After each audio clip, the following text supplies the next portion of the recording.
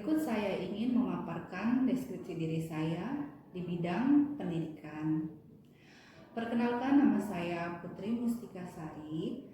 Saya merupakan dosen program studi agroteknologi Fakultas Pertanian Universitas Tengku Umar. Saya mengampu mata kuliah di bidang minat proteksi tanaman, khususnya bagian ilmu hama tanaman. Salah satu mata kuliah yang saya ampu adalah mata kuliah Sistem Peramalan Organisme Pengganggu Tanaman. Mata kuliah tersebut merupakan salah satu mata kuliah pilihan di bidang minat proteksi tanaman yang diperuntukkan untuk mahasiswa semester 6 pada semester genap 2024-2025 saat ini. Mata kuliah ini membahas tentang pengertian dan tujuan peramalan hama, ekonomi ekosistem pertanian sebagai unit peramalan hama dan penyakit tanaman, perkembangan populasi hama, konsep dasar pengambilan keputusan dalam PHT, konsep dasar pengambilan sampel, metode pengambilan sampel dan penafsiran populasi, penyusunan program pengambilan sampel, evaluasi, dan meningkatkan perencanaan sampling. Terakhir adalah monitoring populasi hama dan musuh alami serta analisis agroekosistem. Perkuliahan ini dilakukan sebanyak 16 kali yang terdiri dari 8 kali tatap muka, 6 kali pembelajaran studi kasus lapangan, dan yang terakhir adalah 1 kali untuk ujian akhir semester. Yang mana rubrik penilaian tersebut, studi kasus lapangan sebesar 50%, untuk tugas 15%, untuk kuis 15%, dan untuk ujian akhir semester 20%. Studi kasus lapangan menjadi penilaian terbesar dalam perkuliahan ini, yang mana tahapan daripada studi kasus lapangan ini adalah mahasiswa kami bagi menjadi beberapa kelompok, yang mana mahasiswa diberikan tugas untuk mencari lahan budidaya sesuai kesepakatan, sesuai ukuran lahan budidaya. Kemudian mahasiswa akan meminta izin kepada petani untuk pengambilan data di studi kasus lapangan ini. Kemudian mahasiswa juga disuruh untuk membuat kuesioner sebagai data sekunder terkait untuk analisis data di studi kasus lapangan. Sebagai contoh, usia tanaman, luas lahan, kemudian bagaimana para petani melakukan pemeliharaan terhadap lahan budidayanya. Setelah itu mahasiswa dapat beberapa kali mengambil data ke lahan budidaya tersebut dengan parameter yang diambil. Yang pertama adalah jumlah serangga yang ditemukan sesuai dengan berapa kali ke lahan. Kemudian serangga yang ditemukan tersebut akan diidentifikasi hingga famili, yang nantinya serangan daripada hama tersebut akan dihitung luas serangannya dan intensitas serangannya. Dan yang terakhir akan dilihat daripada ambang ekonomi pada lahan budidaya tersebut, yang mana hasil daripada kegiatan studi kasus lapangan akan dianalisis, dan hasil daripada data analisisnya akan dipublikasi pada jurnal nasional, di mana jurnal tersebut diharapkan akan menjadi informasi yang bermanfaat bagi yang membutuhkannya. Sedikit yang dapat saya sampaikan terkait mata kuliah yang saya ampuh. Berikut ada video pembelajaran, kegiatan studi kasus lapangan, serta jurnal yang sudah dipublikasi, yang dapat Bapak dan Ibu tim penilai saksikan.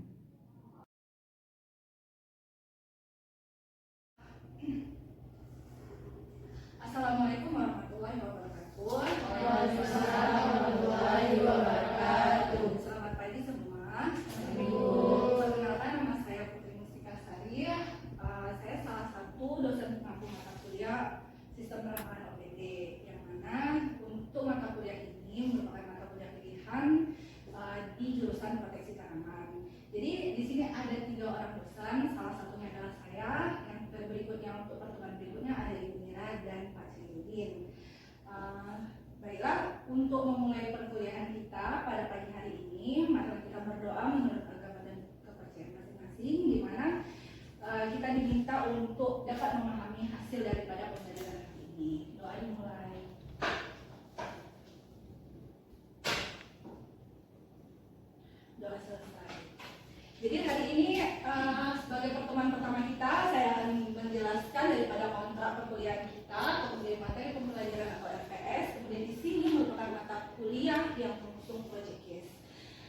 Kemudian di sini ada sedikit materi tentang ruang lingkup daripada sistem peramalan UPT. Baik, kita mulai daripada kontrak perkuliahan. Di sini bisa kalian lihat dari slide peraturan dari perkuliahan kita, yaitu tidak boleh memakai kaos, diusahakan memakai sepatu, dan tamunya paling lambat 15 menit. Kemudian di sini ada proses daripada penilaian, baik itu case studinya, studi kasus lapangan itu 50%, yang mana kami harapkan untuk kalian bisa melaksanakannya dengan baik. Ingat, penilaian paling besar itu daripada proyeknya. Kemudian ada tugas 15%, kemudian kuis dan UAS. Dari sini ada yang mau ditanya, sudah paham ya? Berikutnya di sini kita ada 16 kali pertemuan, yang mana kita tidak lagi mengusung untuk UTS, kita langsung ke UAS saja. Karena kita sudah ada materi pembelajaran di luar kelas dalam bentuk proyeknya. Baik, di sini adalah isi daripada materi kita untuk 16 pertemuan ke depannya.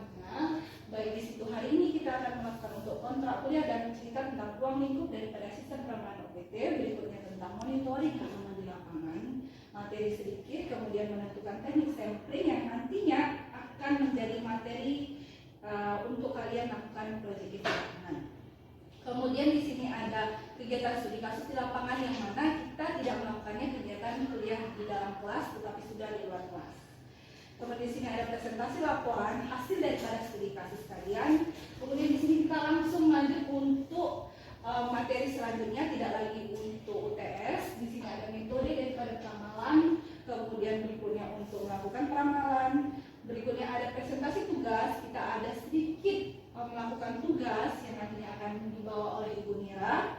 Berikutnya adalah menjelaskan unsur daripada epidemi dan masuk ke sistem penyakitnya. Jadi untuk mata kuliah ini dibagi menjadi dua, bagian hama dan bagian penyakitnya. Baik studi kasus lapangannya juga dibagi menjadi dua topik, bagian topik hama dan untuk penyakitnya. Baik, kita mulai daripada untuk studi kasus kita di lapangan. Jadi untuk kita melakukan project case di lapangan, kita memilih untuk 4 kelompok, di mana di sini sudah ditetapkan kita mengambil lahan pertanian di jagung dan di padi. Kita menyesuaikan daripada luasan lahan pertaniannya yang akan kita studi kasus di lapangan. Yang perlu dilihat adalah baik itu identifikasi, berarti kita mengambil serangga-serangga apa yang kita temukan di lapangan. Berikutnya adalah untuk kita lihat pengambilan data, presentasi serangan, intensitas serangan, ambang ekonominya. Jadi sebelum kita melakukan yang namanya project case nanti, terlebih dahulu harus membawa alat dan bahannya, kemudian untuk visionernya. Jangan lupa hasil daripada data project case-nya nanti akan kita keluarkan dalam bentuk jurnal. Jurnal tersebut adalah hasil data-data yang kalian ambil di lapangan. Bisa paham? Untuk materi daripada sistem peramalan UPT, dasarnya adalah kita mengetahui daripada apa itu pengertian organisme pengaruh tanaman. Yang mana organisme pengaruh tanaman merupakan serangga ataupun organisme yang merusak dan mengganggu tumbuhan atau tanaman di lahan budidaya. Yang mana organisme pengaruh tanaman itu dibagi menjadi 3 bagian, yaitu hama, penyakit, dan gurma. Di sini bisa kalian lihat.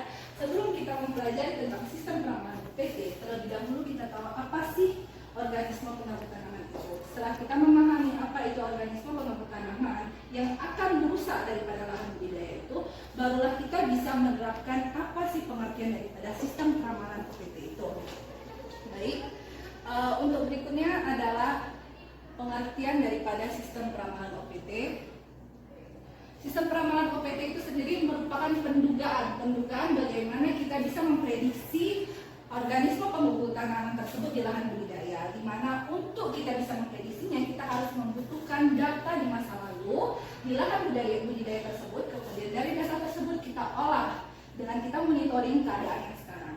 Setelah kita melihat keadaan yang sekarang, bisa kita memprediksi untuk kedepannya yang apabila di lahan tersebut ditanam ataupun dibudidayakan tanaman yang sama. Jadi data sebelumnya untuk dimonitoring sekarang untuk dampak ke depannya, apakah organisme penggugur tanaman yang tetap akan merusak lahan budidaya. Dari situ kita bisa dapat melihat perlindungan tanaman ataupun pengendalian yang sesuai di lahan budidaya tersebut. Baik, di sini bisa kalian lihat bagaimana masa lampau waktu meramal yang saat ini dan akan diterapkan di kedepannya ramalannya, di mana data historis yang nantinya dipergunakan untuk saat ini yang juga untuk di masa lampau. Jadi di sini ada pengertian secara harfiah daripada peramalan OPT itu. Peramalan ada memprediksi daripada kejadian di masa depan, bagaimana tujuannya adalah memperkecil risiko daripada OPT tersebut menyerang di lahan budidaya yang akan kita tanami, di mana keputusannya merupakan hasil dari hasil peramalan dan ditambah dengan ramalan, di mana apapun data hasil sebelumnya untuk yang saat ini bisa saja ada yang miss ataupun ada yang hilang, baik itu bisa saja OPD-nya berpindah ataupun OPD-nya bertambah tergantung daripada tanaman yang akan dibudidayakan di lahan tersebut. Oke.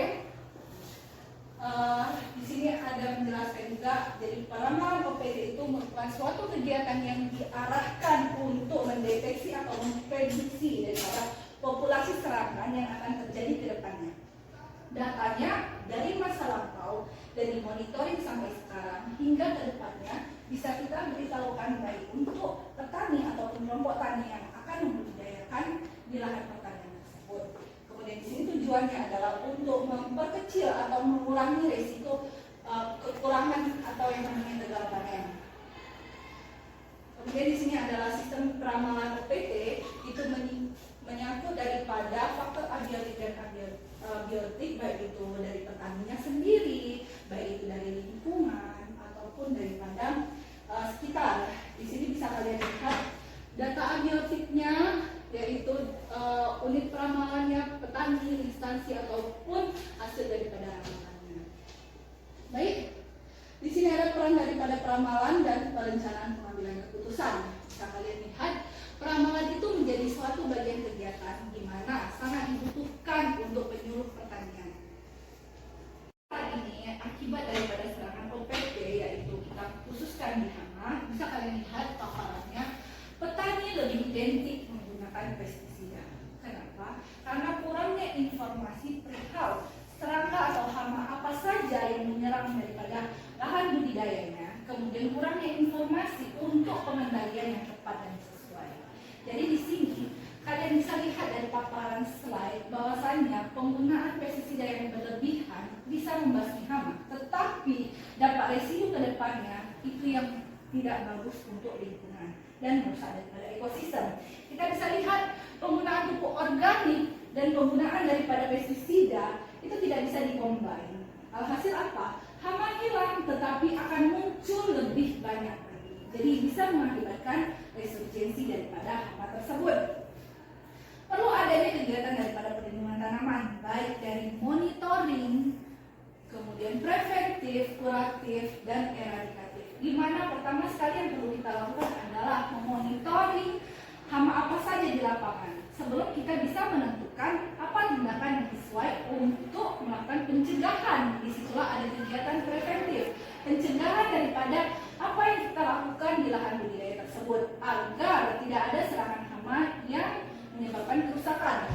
Jika tetap ada hama tersebut yang artinya itu sudah di atas ambang ekonomi, kita perlu adanya pemusnahan atau eradikatif. Eradikatif itu ada 5 tahapan, baik itu secara fisik, biologi, kimia, ataupun secara mekanik. Kalau bisa, pestisida kimiawi dipergunakan untuk hal terakhir dalam kegiatan perlindungan tanaman eradikatif, yang artinya kita perlu melakukan perlindungan tanaman dari segi fisik, bisa menggunakan tangan, bisa menggunakan alat lainnya, baik itu perangkap dan sebagainya. Bisa juga menggunakan agen hayati, biopestisida, dan lain sebagainya. Dari hal tersebut, kita bisa mendapatkan kondisi yang diharapkan, yaitu tanaman menjadi optimal tumbuhnya, panen tidak terganggu, dan hasil untuk kedepannya tidak ada residu daripada pestisida. Bisa kalian lihat musuh alami yang banyak sehingga serangga hama dapat ditekan. Dari hal tersebut perlu adanya sistem peramalan OPT untuk menjaga penggunaan pestisida yang tidak berlebihan. Baik, dari hal tersebut ada yang mau dipertanyakan? Ada, dipersilakan kepada diri. Kan jadi itu peramalan OPT Bu. Kalau misalnya langkah awal sebelum melakukan peramalan itu biasanya kita melakukan apa aja Bu? Kegiatan untuk sebelum kita melakukan peramalan adalah monitoring, proses penanaman tersebut. Jadi kita harus melihat di lahan budidaya tersebut lagi ditanam apa. Misal jagung. Pada saat penanaman jagung tersebut, sebelumnya data daripada musim panen sebelum jagung ini apa. Nah, dari situ kita bisa lihat serangga apa saja yang sudah ada di situ. Nah, di hari ini kita menanam yang namanya jagung juga. Kita harus memonitor, memantau serangga tersebut masih ada atau tidak, atau ada serangga lain yang bermutasi. Itu menjadi data kita yang nantinya untuk melakukan perhitungan tanaman atau pengendalian yang juga bisa dimanfaatkan untuk kedepannya juga. Hari ini kita akan mulai diskusi daripada hasil project case kalian yang telah kalian lakukan selama 2 minggu yang lalu. Di antara kalian yang ada di sini, siapakah yang mau memberikan atau menceritakan ataupun memaparkan hasil daripada kegiatan project case kalian? Saya Bu. Baik, silakan. Perkenalkan, nama saya Julita, saya dari Kelompok 1. Baiklah, kami di sini telah melakukan kegiatan yaitu observasi di lapangan yaitu pada masyarakat pada kelompok tani cabai merah. Kami telah meneliti tentang populasi hama yang sering mengganggu tanaman cabai merah.